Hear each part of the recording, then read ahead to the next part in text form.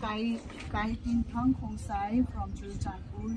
She is a student in the Nightingale Nursing Institute. She was beaten by the Laikai of Porompat. That is a Meitei dominated area. She was beaten by these people. Now, na mai chỉ show khát về. Just let them show please.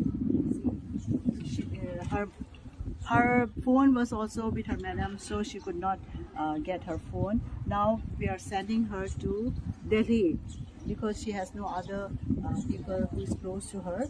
She will be dropped to the airport from the prison hospital, and the army will escort her.